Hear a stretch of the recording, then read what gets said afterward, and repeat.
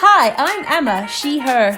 And I'm Jess, she, her. And this is Fluff, the podcast about friendship, love, unfortunate failure, and fun.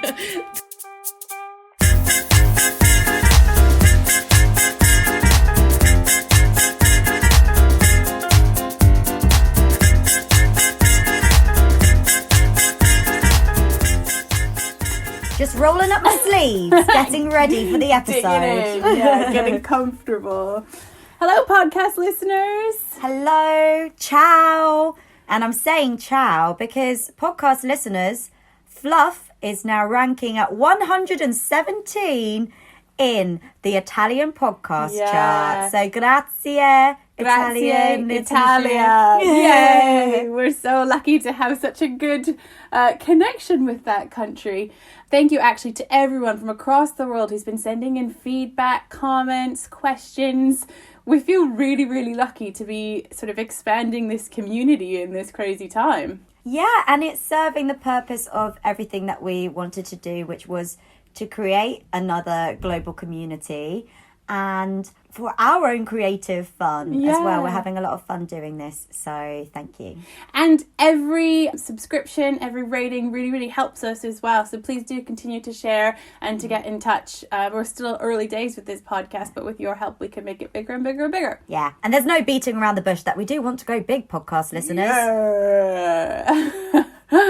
So, tonight, talking about our global community, we are here to chat today about distance relationships. Yes, and that is distance, not distant. What do you mean by that, Emma Barr? I mean distance as in geographically, as in not being in the same space, as opposed to distant as in I don't talk to my brother anymore because there's something between us. Yeah. So we're talking about someone who you want to communicate with but is not in the same location as you.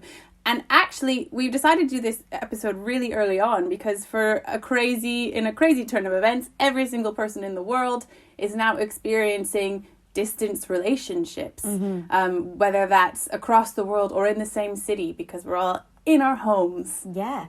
And it just so happens, podcast listeners, that Emma and I are quite well practiced in the distance relationships. Well versed. And when Emma first suggested this as a topic to me, I got a bit panicky. I was like, I'm not sure, Emma, if I've got enough to talk about.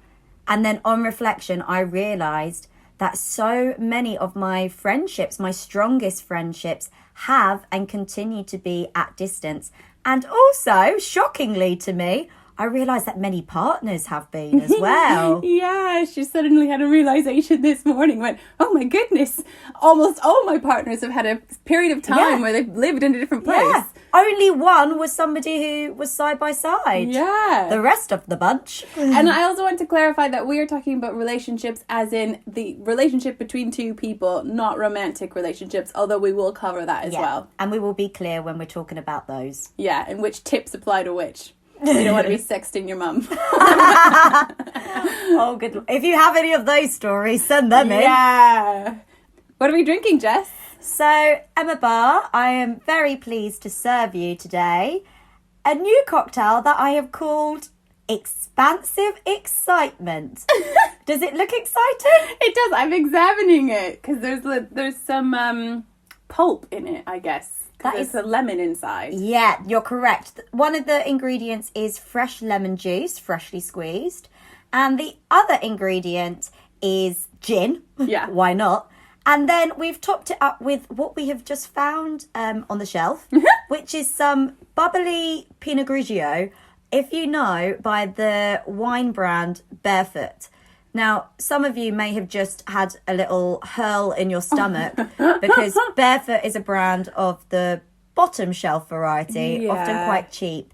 There's a reason it's been on the shelf for so long. Yeah, I mean, no shame. I've drunk it for years. And if you enjoy it, good for you. Exactly. And then you're saving a few pounds. And let's be honest, we're all heading to the lower shelf right now. Yeah. But the reason why I have concocted this expansive excitement drink is because I felt like right now with distance relationships, we want the bubbling creativity of the Pinot Grigio. We want a bit of zest of the lemon. And we need the hardcore commitment that comes with drinking gin. So, yay, cheers! I'm really impressed right now. Not too bad at all. I mean, I was thinking, because I feel a bit of a snob, particularly in the white category of wine, that this Barefoot was going to have to be dumped into something that had a really strong, like a fruit juice, like a full-on fruit juice to cover it. But this is quite nice. It's good, and it's a really nice balance. I can taste the gin, I can taste the lemon, and I can taste that it's going to be dangerous. I did put in 25 mils per glass of gin, and then I topped it up a little bit. Just Well poured. Well done. And also, because we're fancy, I put in a peel of lemon rind in it as well. It looks really fancy. So, podcast listeners, that is basically 25 mils of squeezed lemon juice, 25 mils of gin, and then you go forth and pour however much bubbles you want. Yeah, I love it. Lemon is definitely my flavour too. Yay! I'm so glad Emma is smiling like a Cheshire cat. Yay! Meow. And I'm just going to say, I haven't thought about Cheshire cats in a long time, but we sent some love to a friend the other day, and she said I'm smiling like a Cheshire cat. So now it's in your repertoire. Yeah, it's my new simile. Right, so distance relationships. What was your first memory of distance relationships? Yes, so I remember going on a holiday age 6 and making another friend called Jessica. And we spent about 1 week, I think, together in the same holiday resort. And when we parted, we swapped addresses, and she was American and I am English. No. I forgot for a second. Big reveal. And we continued to write huge letters to each other. Like, I remember getting chunky letters. Aww. And Jessica used to put stickers all over the envelope so that I could hardly see the paper. And the excitement of seeing an international airmail stamp was amazing. And we kept that going for years. And then I remember 3 years later getting another pen pal from a little holiday resort. Can't remember her name. I don't think she put as many stickers on, maybe. So letters have been a great tool of communication from early on. And then moving forward, Emma, I haven't stopped using letters now to communicate with older family members. My great uncle is a prime example of somebody I never see, but for years have engaged in letter writing. And like, he writes so beautifully. He sends me artwork in it as well. And we're very open and just have a chat. And then my nana sadly passed away last summer, but I have a box full of letters that we were sending up until the day that she passed. And in a way, she passed when I was away, actually, at your wedding, wasn't it, Emma? Yeah. And when I came back home, there was a card in the postbox waiting for me that she sent before with a little newspaper clipping. It's gorgeous. Yeah, and whenever she used to see a card in the charity shops, her cards only came from the charity shop. She would just send it to me and say, saw this card, thought of you. And it would always say, love Nana Popsicle and Phoebe Dog, woof woof. Yeah. Oh, I've never really engaged that much in letter writing with anyone, but someone who's very good at sending me letters or things in the post is my sister. She is so good at just sending thinking of you cards, and every time she does, I think, do you know what, I should do that to more people in my life, because it does. You see that card and you think, oh, that's nice. It doesn't matter if there's a huge message inside. It's a really beautiful thing to receive. Yeah. I think, when you're sending a letter, you are able to feel that somebody has thought about you, has gone to the effort of sitting down, pulling out a pen and writing you a note, and then because I'm awful, sometimes I write a letter. Yeah. I know I have a letter from my great uncle at home, and I've written it, and then I haven't had the time to go to the post office. I mean, my mum's birthday was a month ago. In fairness, COVID happened, but I wrote her the card. I printed some pictures. It's all inside, ready to go. A beautiful message, still on my desk. I can stand firm that, yes, the card is there, ready and waiting, but... with address written on it, everything. But just the going to the post office part sometimes doesn't make it onto my to-do list. My first, I was born into a distant relationship because I'm from a family where there was a divorce before I was born. So my brother and sister spent every other week my entire childhood at their father's place. So I became very used to and well versed in the concept of not having the people you love with you at all times, which is, can be quite hard for a little one to understand because they're significantly older. And so spending time with those people in the same room has always been super precious to me, but we've already my whole life been quite good at communicating when we're not together. So that's why I think this was a really important topic for me. But also distance is a super Canadian experience. Yeah. Because we live quite far away from each other. Cities are far away. The country itself is massive. So when I have had friends who live in different provinces, I might see them maximum once a year because it's as far to fly from my home in Canada to my best friend in Canada's home as it is for me to fly from home to London. So it's like a 6-hour flight either way. Yeah. Outrageous. It reminds me, even in London, how relationships are impacted, or the frequency with which you see friends within the same city. Because in London, everybody, if you live in a different compass point, so you either live in the north, the south, the east, or the west. I mean, or a mix of those. Yeah, I've always been northwest or southwest. Yeah.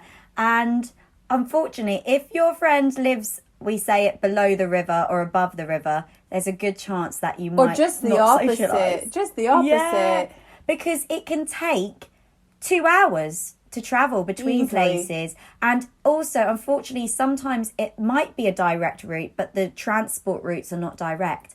And therefore, I have precious friends who, since we have moved to different compass points, it has been kind of impossible to see, because especially in London, it's a very busy lifestyle and you're quite tired. But I know whenever I have moved, I've moved several times in London, I do consider, will my friends come and see me if I live in this place? It's an important thing to think about. Yeah. Definitely.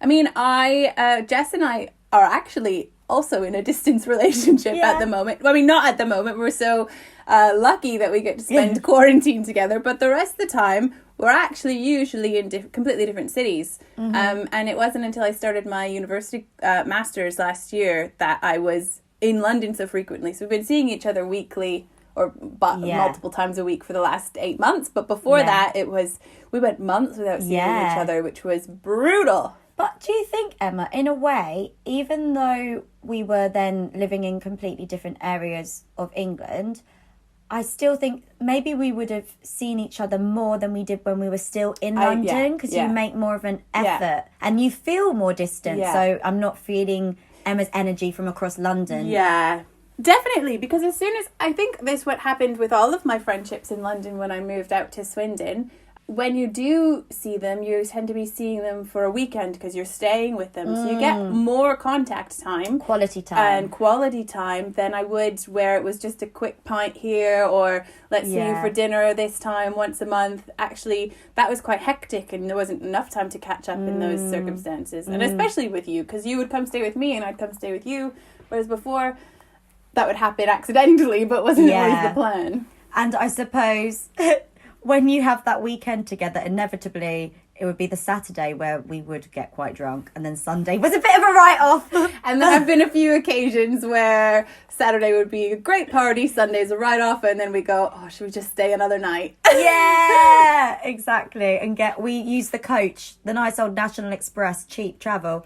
But since Emma has been studying in London, every single time we see each other each week, we're like, this is so exciting. This is the best thing. And also thinking about distance, like you said about Canada, how long it takes to get. It made me think about a line of my work. As I've mentioned before, Emma and I are creative practitioners, and I particularly specialise in dementia care, which means I've worked a lot of times in care homes. And quite often the care homes that I work in are quite far out. London has zones, so central London is zone 1, and it goes out and out in different zones. Often you might find care homes in zone 5 and zone 6. which means that it can be quite difficult sometimes for families and loved ones to visit their person in the care home. Yeah. But what is really lovely is I was thinking about how they connected when they came to visit, because they have that one visiting hour that they've maybe been able to make in a month. And families would bring photo albums throughout their life to look at through with their loved ones. My favourite couple, oh my gosh, they were so much fun, is a wonderful gentleman who is Italian, and his wife is Italian. And he had, through his dementia, lost his English-speaking tongue, and he was speaking just Italian. I wish I'd known Italian then, but his wife just used to bring him wine, and that was their beautiful reconnection when they'd been distanced for a while. So I suppose also thinking about distance, but then how special it is when you have that reunion. It means so much. My first sort of major distance relationship, because I mentioned my siblings, but that meant I could see them every other week, was when I first went to school I moved away to school in Canada, and I met my best friend in Canada, Becca, and she came from British Columbia, and actually all the friends I made on that course, pretty much, were from really far away provinces. And so when people had to move home, either because the course finished or some people finished early and left and moved home, I experienced a sense of loss and kind of a lot of loneliness after that. It was really tough. And you had to immediately start thinking, how can I keep these people in my life? Because I went to a musical theatre course. So coming from a high school, I was the only one in a theatre kind of world. It finally meant that I'd sort of found my people, and it was the first people who I was really, really close with in that same kind of way. So suddenly they're really far away, and how do you keep that friendship going when they're all over the country? So you have to pick and choose who you're going to see. I'm 20 at this point, so I'm not making enough money to buy plane tickets regularly. And likewise, they're not doing the same to come visit me. Yeah. So we were really creative. We would send lots. I actually did send cards and things in the mail then. Lots of utilizing social media. Yeah. And at the time, cross-Canada phone calls were... you could put certain numbers in your phone to be free to call. So I just made sure that they were the ones that were free to call. And we would just leave each other long voicemails, because that was also time change comes into it. If I call them at a certain time, they're going to be still working, or vice versa. Like the old school WhatsApp voice notes. Exactly. I have a terrible habit of getting drunk and sending long voice notes to distant friends, and then waking up the next day and, oh God, I've done it again. So Emma's received a few. Yeah. We'll come to that later on. I suppose, Emma, what you were saying as well is, if you go to study in your lifetime, be it college, university, if you are moving to that place of study, after you've finished your course, there is that point where people either have fallen in love with that place or have made a home of it and will stay, or people move out. And having studied in London, I moved to London years before that anyway, but then I did my degree in London, and everyone did kind of fall in love with it and did stay. But my other best friend, Abigail, shout out to you, Abigail, did move out last year after graduating and spending a few years there. And we had our routines where we made sure we saw each other once a fortnight, often going to Nando's for a vegan meal, believe it or not. But she moved with her boyfriend back up to North England, where she's from, earlier this year. And it's easy because of the level of our relationship, which is just, it's pure friendship, and it's always easy to just talk. We're another poo couple. I like to know about her farts and poop. But earlier, it was her birthday in January. 1st of January, she's a New Year's Eve baby. Yay. Or New Year's Day baby, sorry. Her boyfriend messaged our close friendship group and said, can you come up in mid-February it was, to surprise Abigail for her birthday? So this is a month and a half in. And I'd already promised Abigail that I would be up in the new year as soon as I could. But then with that, because it was then a surprise for her, I had to kind of I felt really guilty, and I would say, I'm getting up to you as soon as I can. I'm getting up to you as soon as I can. So I was declaring my love for her weekly, just so she knew that I loved her and I was coming, but she didn't know. And then the other friendship circle, they were playing a risky game. They were just being like, oh yeah, we'll see you sometime. We'll see you soon. So they were playing a real bluff. Whereas I was panicking because I was just like, I don't want her to think that I'm not thinking I'm a of best her. friend. Yeah. But when the surprise happened, it was amazing. The first friends went up. I was teaching in the morning and I went up later on the train. And they did their surprise through a cafe window at her. And then Abigail thought that was her surprise. And then I sneaked up behind her in the pub a few hours later. And it was really lovely. And we were all just like, we were thinking of you the whole time. Well, I mean, speaking of surprises, so I obviously moved to the UK. Now I'm at 7 years in. And the hardest thing about that pretty much every day is that I'm really far from my family, and I'm also really, really close with my family. So that's my parents and my brother and sister and their partners and their kids now. Oh my gosh, I'm missing the kids' development, because when they're babies, they change every single day. But they're obviously also feeling the distance as well, I like to think. But I know my mum is for sure. And so last year was her... Oh, I shouldn't say the age. She's rocking it. Last year was a monumental birthday for my mama. And my dad, the beautiful soul that he is, thought, you know what? She doesn't need anything. What will make her happiest? And he, beautiful man, called me 2 weeks before her birthday and said, we're having a party for your mum on the Saturday. Wanna come? It was like, haha, great joke, Dad. He was like, no, seriously, can you come? So Dad's gift to Mum was buying me and Ingrid flights to surprise her. We were in Canada for 60 hours.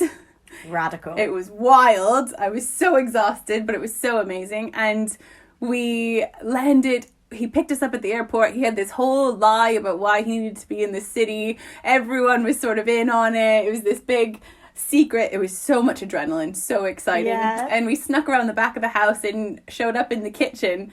And it was so beautiful to just be reunited. And that 60-hour trip was one of the best trips I think I've ever had at home, because we were just so excited to spend time together. What was your mum's reaction when she saw you? You knocked on the the window, we knocked didn't on the you? glass, and she immediately reacted just how I would, because we both hate surprises, looked at my dad and said, you!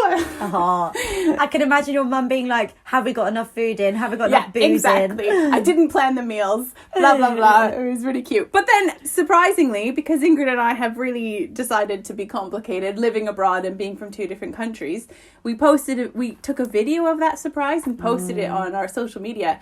And Ingrid's brother saw this, and Ingrid's mum had a monumental birthday last year, about 3 months later, and he said, well, I realised that she would just appreciate having you there, so we had a really bougie year last year, can I fly you both to Milan for lunch? So we went to Milan for lunch! Literally for lunch? Literally for lunch. We were there for 5 hours. So tell us about Ingrid's mum's reaction when she saw you. I mean, I know it. I'm crying. She just cried, and it was so beautiful. And we also videoed that because it's now a new tradition. Yeah. But Emma, I've just suddenly remembered. So, okay, we had a bit of a nice experience with the flights. But if you can't do that, Emma did something beautiful for her mum on another birthday, didn't you? Oh, yeah, when I first moved here. Another monumental one. And this was before Emma was my best friend. It was early uni days, and we were in a lecture together at university. And I just remember this lovely girl stepping to the front of the lecture class and asking all of the lecture hall to look at her phone and just say, "Happy birthday, Wendy." Yeah. And wave at it. And what you and your siblings did was create a birthday video to send to her. We remade Pharrell's Happy video of us dancing in various places around wherever we lived. And then I edited it all together with some messages at the end, including my whole course saying happy birthday, and my sister said something, my brother said something, and we just sent that to her on her birthday. It's still on YouTube and it has loads of views. Yeah. I think it's all my mum when she's having a rough day. She just watches it. But that's an idea then, podcast listeners, like creating a little video. And last week I was honoured. I spoke earlier that I'm doing these online dance classes at the moment, and I've made so many new friends who I've never met. And one of my new friends in the dance class, he had a monumental birthday. Yes. And his partner got in contact and said, can you record a birthday message? Because he was quite sad that he couldn't have a big old party. And so I got to send a lovely message, and I gifted him with a dance class to a song choice that he wanted. And even that is so nice. Yeah. I mean, I've used videos a lot subsequently as birthday gifts. For Ingrid's 30th, I put together a compilation of people from Canada, Italy, around the world who wanted to send her a video message but couldn't be with her.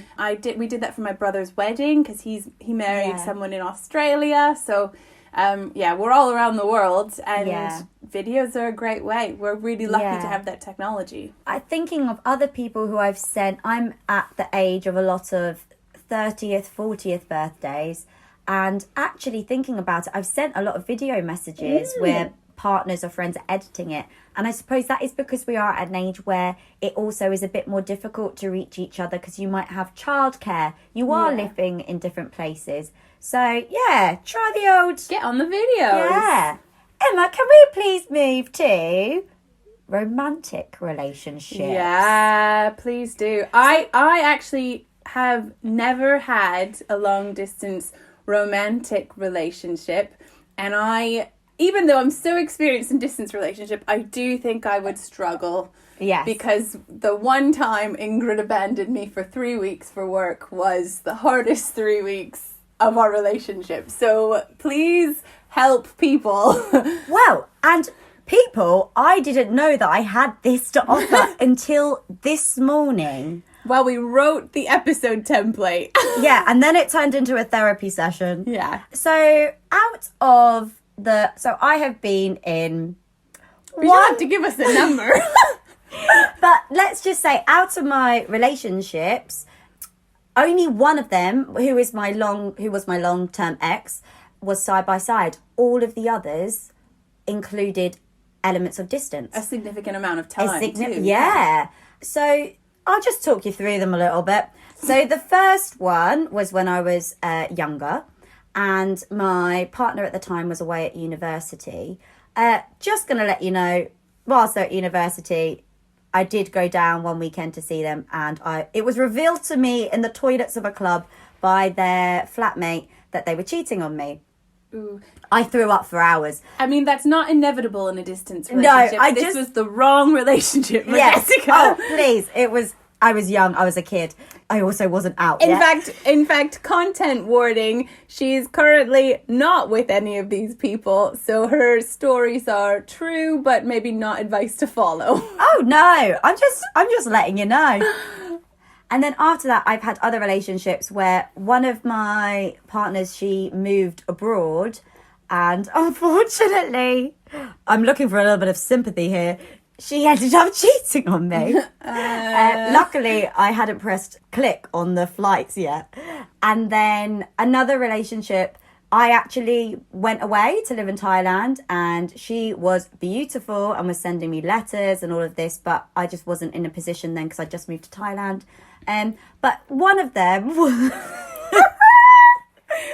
This is nothing about you. And yesterday, can I just say, Jess said, I've never been in a distant relationship.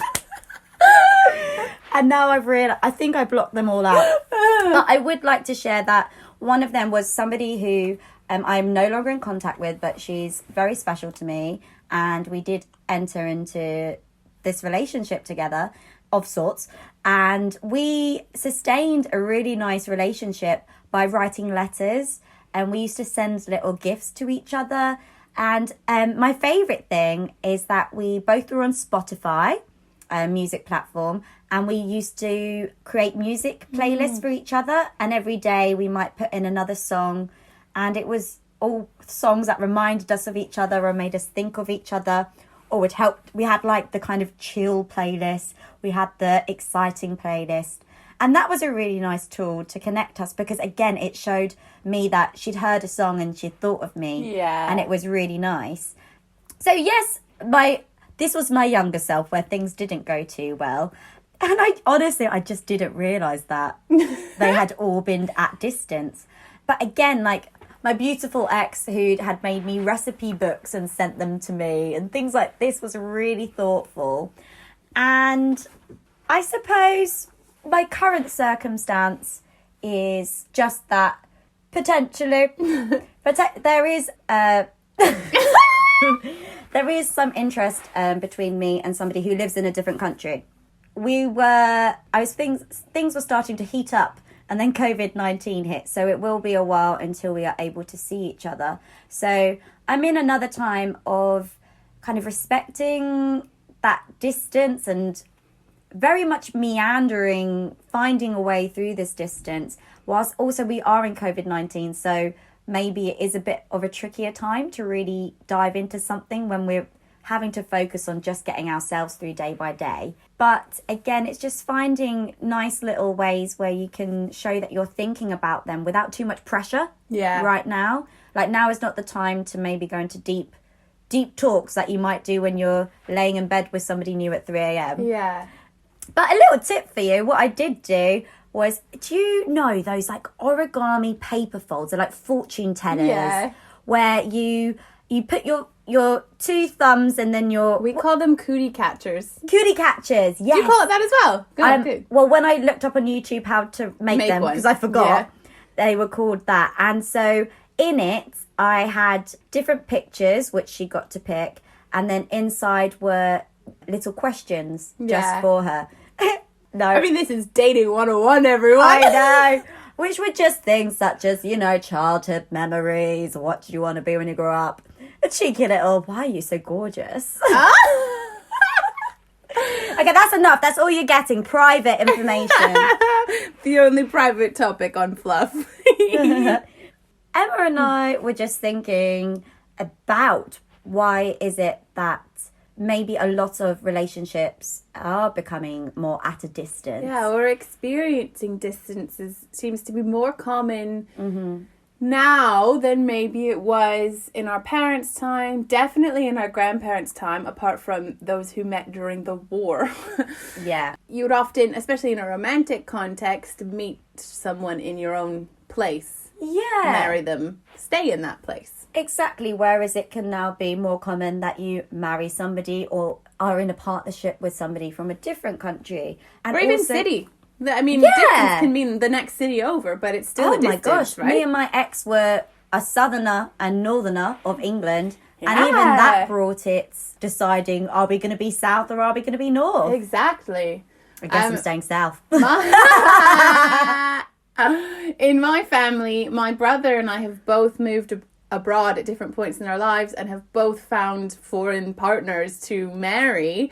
So in many ways it's beautiful because we now have Italians, Australians, Canadians, as well as my sister-in-law on the other side is Korean. So amongst our family, we cover most continents. And your family friends, Netherlands, which as well. is gorgeous. But at the same time, we've kind of also cursed ourselves to never being in the same place at the same time. I realized this in fact, we had to have 2 wedding parties in 2 different countries because not everyone could be in one. Yeah. But at those situations, it was like, oh my goodness, this is one of the only occasions where I'll have the excuse to make everyone be together. Yeah. So yeah, that was like a very privileged experience. But then beyond that, we are spread. We are a global world now. And then you're doing different time zones as well. Yeah. Oh, Emma, can you please tell the lovely story about how you connect with your niece or what your siblings are doing to connect you with your niece? Yeah. So I've got 3 nieces in Canada and a niece and a nephew in Italy. And the oldest niece in Canada knows me really well because we spend a lot of time together in the same physical space when she's growing up. And her mum and I are able to chat a lot, and so she knows me through video really well. But the middle niece, she is my brother's daughter, and just because of the nature of my relationship, I think even with my brother, we don't chat as frequently. And because the year she was born was a year I didn't make it back to Canada for other immigration reasons, I feel, and I think they feel, that we've not had the opportunity to build that relationship. So they do a beautiful thing where they have a photo wall in their hallway. And my sister-in-law, this little girl's mum, is Australian. So her parents are in Australia and family are all there. So they have family around the world. And when they are going to bed, they ask Margot, that's her name, they say goodnight to every single person in the photo wall. So she recognizes the names and the faces. So now when I call, she'll be 2 in May. She knows my name, she refers to me, and it's really beautiful, even though I've actually only been in the same space as her 2 times in her life. But she's recognizing your face from the photo. Exactly. Yeah. And let's just say we have mentioned we're into astrology, and we looked up Margot's sun sign, moon sign, and rising sign the other day. She's going to be fiery. She is going to be amazing. So Emma has described how your family is very much from all over the world. Yeah. And that is due to studying abroad and working abroad. And that is the reality of the modern world that we are living in. Exactly.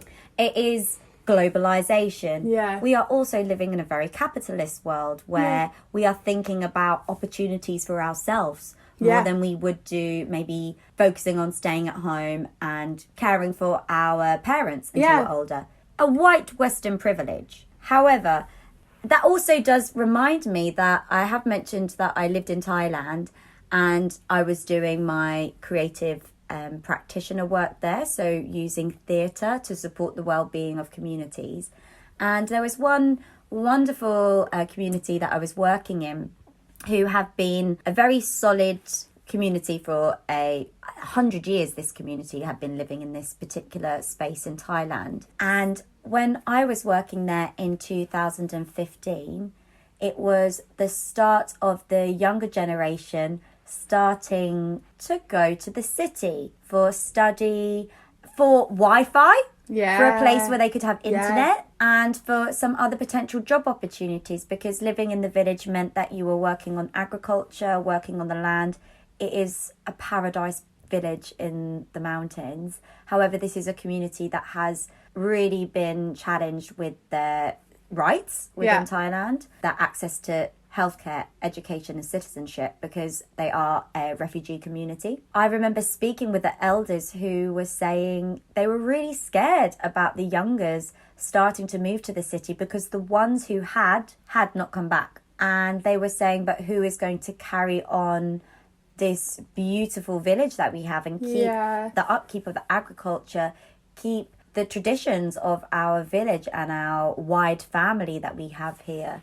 But inevitably, the younger generation were going to the city and having a taste of a life that they weren't having, and it appealed to them. Yeah. So this can happen anywhere. Yeah, this is the side effect of capitalism across the world. Urbanization is happening in every single country. The cities are growing and getting too expensive, and the rural communities are dying. Yeah. Because everyone wants to be in the places where the job opportunities are, where the wealth is.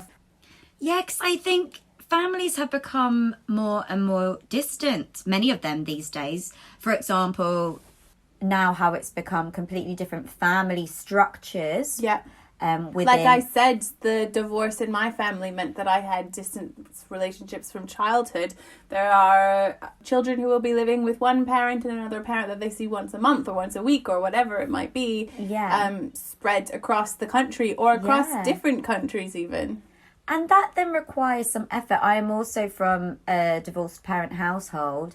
And then that, when you're young, that distance relationship can so depend on where the other parent lives. Is that a place you want to visit? Yeah. Is it near your friends? Do you get on well with that parent? I remember it was a bit of a tug of war during the old divorce of my parents.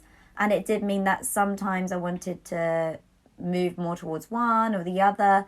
But I suppose, then choosing what point do I want to locate. Yeah, and for parents, there's a lot of effort that needs to be put in to make a child who lives at a different address feel loved and cared for.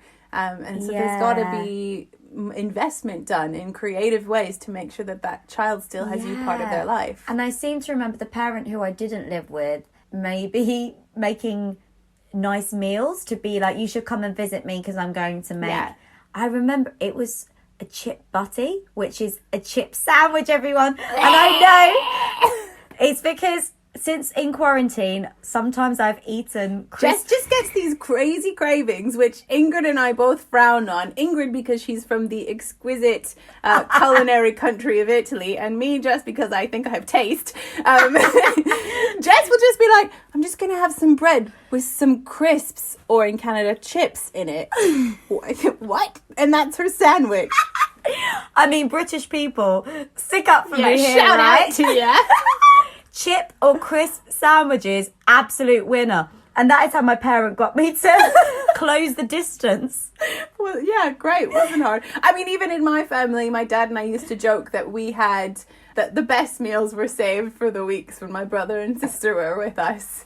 And that wasn't necessarily to win them over, because they didn't really have a choice about the sharing of custody. But there was just a sense of celebration when we were all together. Yes. Which is so nice when you do reunite. Yeah. Emma, have you got some tips other than crisp sandwiches? Please, don't follow my lead. But also, if you want to... because it wouldn't work with me. I'll make you a nice pho. So, I do have quite a long list here, actually. And they vary from sort of small creative things you can do to sort of deeper soul-searching opportunities. Number one, and this is if you are in a long-distance relationship with a partner or a family member who you are planning to see regularly, and or you know when the end date of your distance is. And this comes from my brother and sister when I was little. We would have phone calls and we would count the sleeps until we saw each other.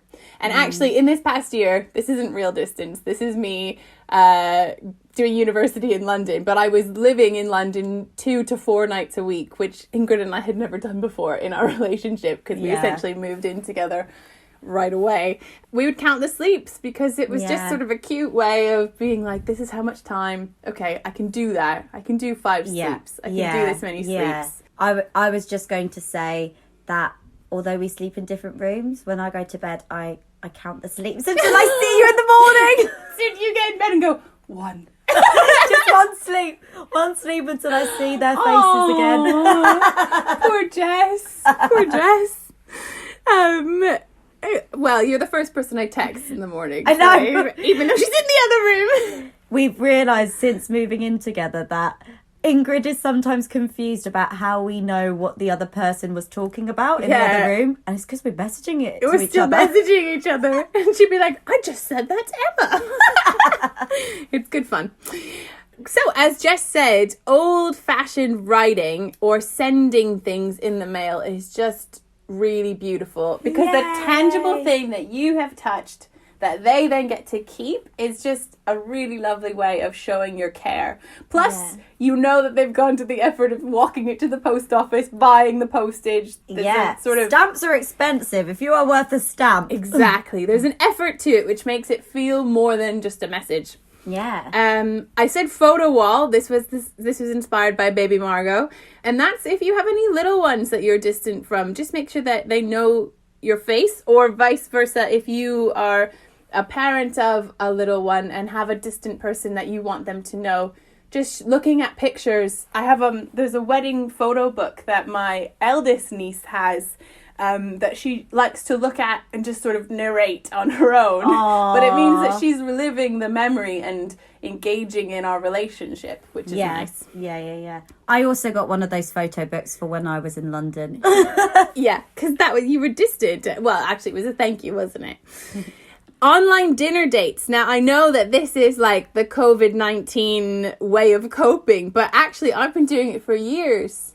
Right. So what you do is you plan with your friend or your partner or your family member what to cook. You both agree to cook the same thing. It's hard with time change. So my mum and dad are 5 hours different from me. So I might do a dinner and they do a lunch or something like that.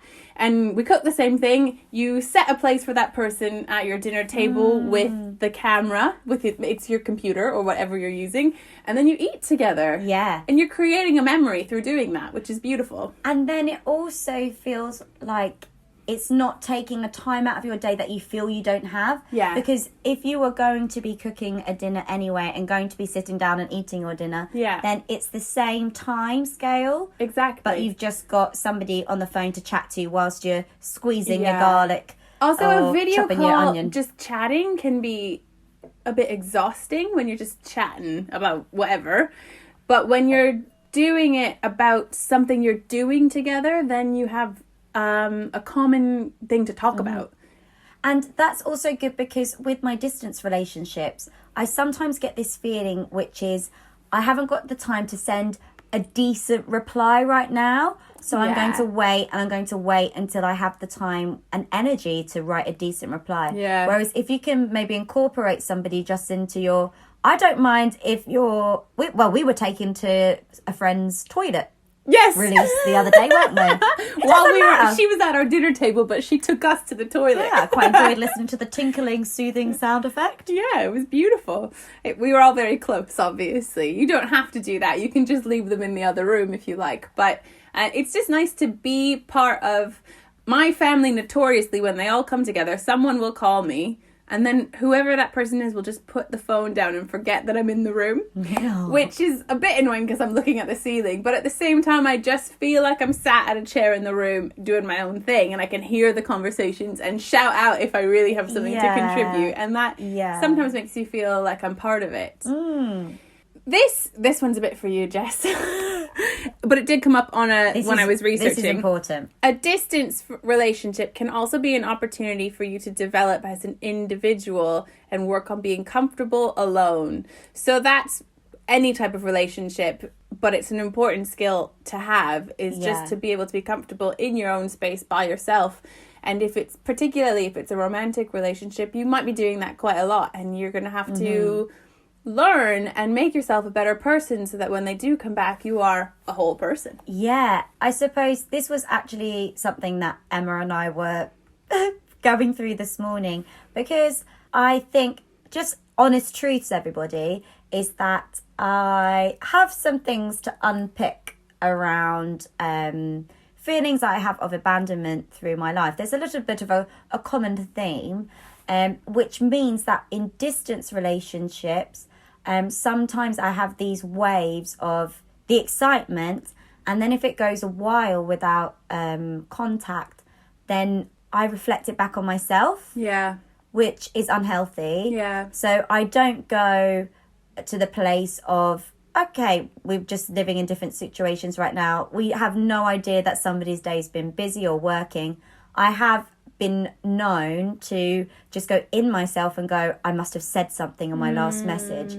I must have contacted too much. Something like that. Whereas, no, be real. kind to yourself. It's not real. But that's my own issues that I plan to work through. Instead of sitting waiting for a message, this is a time for you to do something to invest in yourself and in your self-exploration, like journaling or, I don't know, just creating something. Just be learning to be comfortable in your solitude is a really helpful skill. Absolutely. Be a fiery, independent person. This applies very much to my next one as well, which is that if you are entering into a distant, particularly a romantic relationship, but it does apply to others as well, create rules to manage your expectations. So if you are someone, and I can talk about this from a parental child kind of relationship. Sure. My sister-in-law and I have talked about this a lot. She's from Australia and her mum lives in Australia. Sometimes you just don't want to be called out of the blue from your mum and have a video call. So she's very good at saying, I talk to mum on Sundays. Therefore, mum doesn't expect to talk any other day in the week, but she will get a call on Sundays. Yeah. If you are in a romantic relationship, you need to be able to say, look, I'm not going to be able to text you or call you while I'm at work in these given hours, so don't expect a reply then. And therefore, the person on the other end isn't sitting there feeling shitty about themselves because they think, oh, they've just ignored me. Yeah. I think that's a really good, that goes into my next one as well, which is stay honest. So have the conversations about what each of you need and then make sure that you are fulfilling them and managing expectations. And I suppose, Emma, we all have those relationships where it's really easy. Mm-hmm. Like it isn't, I don't know, they're the relationships where you just send memes, do little check-ins with each other. But the ones that maybe you feel do require a bit more sharing about how your week went, which is then asking you to share about how your week went. Yeah. And that can take a bit of energy, because if you're just like, I just don't want to talk about my week because maybe I had a bit of a sad week, then you don't want to, you're not ready to relay that to somebody. So it's a difference between the people who you just have a bit of a lighter conversation with, but if they are your people who you normally go a bit deeper with, that can be quite exhausting. Or a person you're still getting to know, so you're still trying to show your best face to. If you're not in the mood, a camera in your face is quite vulnerable and quite frustrating, or can be. So we just need to... Especially if you need to put a little bit of an eyeliner on, a little bit of lippy. Exactly. You're like, oh, I just threw this outfit on. Exactly. So when you're in a distance, someone can just call you at any point and expect to talk to you. But you need to just be honest about what you need and then manage your expectations. And that is that person trying to make it the best situation possible. So here's another really important one. When you do talk to these people, make sure, and this is, again, important for a romantic relationship, but true for other things as well, make sure you ask about their life outside of you and your relationship, and vice versa. Make sure that they're asking about yours, so that when you're back together, it doesn't feel like you've lived different lives. Right, sure. I don't know if that makes sense, but like, if I'm not asking about your work colleague's day, if I'm not asking about what happened with your mum on the weekend, and then we come together, if we were in a relationship, I wouldn't know about the peripheries of your life, which is the sort of thing that you hear about if you come home to your partner. That's the sort of thing you chat about, that they know about intimately. Yeah, because all of those things are what are making you. Exactly. So, your work is part of your identity. Maybe not for everybody, but... Or the experience of your day is an important fact. That somebody... does this person that I'm speaking to have a stressful commute to work? And if that person knows, that person gets on an hour busy tube to work, then their every day is impacted by the experience of that busy, sweaty, stuffy... Oh my gosh, I have not been on the tube in so long. I just could smell the Bakerloo line for a moment. Oh, me too. It's such a vivid line. And the bouncy seats? Yeah. Everybody. So the Bakerloo line is the brown underground line in London. It is the oldest line. It's the old boy. It basically, sometimes when it stops, the doors open before it stops. Oh my God, Lord. I used to live on that line. It's a stinker. We'll tell you about other underground lines as they come, but Bakerloo line, for Londoners or people visiting London, isn't it? It's a vivid image, I think. I can feel it in my throat. Yeah, I can feel it in my bones. Maybe it's the expansive excitement cocktail. But... Yes, possibly. So I guess the point is, it's not just about the things that they've done in their life, but ask about their other relationships. Otherwise, you won't be part of those other relationships. Yes. That's what's important here. Share your schedules with each other is, again, another important thing, so that they know not to call you when you're at work. It's very important in time change as well. Yeah. So that you can understand the hours which are accessible to them and which are not accessible to them. Otherwise, you're always calling at the wrong time and they're declining your calls. You're going to feel shit. Yeah. Sometimes people prefer their time in the evening. Mm-hmm. But for me, I've learnt about myself that once I've got home from work, I'm done. I agree. I'm done. I haven't got any energy or fun to give. I think that's the thing. I want to give a bit of light, and honestly, when I get home from work, I am emotionally drained because of the nature of my work and just tired, and all I want to do is eat. Yeah, exactly. Eat and then sort of disassociate. And I actually can't share my dinner time virtually through my dinner because I go into a bit of a zone. It's just me, my dinner, and I. Maybe it's because I'm single. Yeah, maybe. That's your big relationship at the moment. Jess and her dinner. What can I say? My final tip is make use of social media because it's a great way to see what's happening in other people's lives, but don't use it as a replacement. Don't think that just because I've liked Jess's picture, she feels the love from me. Yeah. You know, a like and a message. I mean, that's not for everyone. Social media is a good way to keep the sort of information there. Mm-hmm. But social media isn't always the truth of what people present either. We all know Exactly. that. So a message will always go farther than a like. Definitely. I find on Instagram stories, when you can give a little reaction, I found that something that I can give to friends a little bit. I know it's still just a reaction, but I suppose a little bit more than a like, but I might just type something that directly applies to the piece of art that they've shown or the food that they've made, just to show a little well done, a little praise for what they've created. I just want to highlight before we finish as well, one of, I think, the biggest struggles for me in my experience of distance relationships is the feeling of missing out. So when someone you love is doing something fun or is having a significant event that you can't be part of, it is really easy to feel like a little bit bad about yourself that you can't be there and feel like you're missing really important things.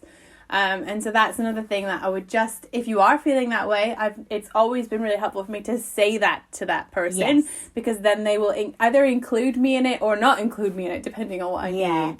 And then also, if you are in the group that is having that interaction, maybe send some love to the person who isn't in it. Like, take a video all together. Yeah, just send some love. Like, as I say, I think about my beautiful friend who lives up north all the time, and if she is not able to engage in a London-based event, I'm just sending her some hearts and saying, telling her I miss her, because I do. Yeah, just think about the other people, and if you think they'd enjoy a message, send them a message. Yeah. Messages are not often going to be seen as a negative thing, just especially if it's not expecting reply. It's just thinking of you, hugs, or whatever it might be. Yeah. I've never sent that message before in my life, but the idea is the same. I love sending a few hearts. Yeah. I like to send one in pink, one in purple, one in blue. Yeah. You know.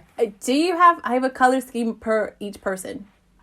Yes, I do. And it is according to their personality. Exactly. Yeah. Oh, I like that you do that as well.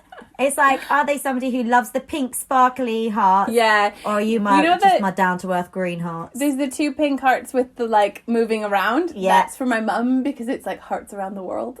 Oh.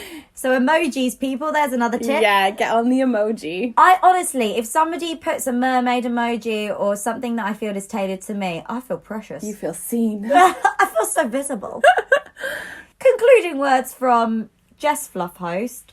I suppose I opened up about sometimes feeling what I have experienced is honest truths, was that if I didn't get a reply in a certain amount of time, or I didn't get the reply I was hoping for, that I have turned that back on myself.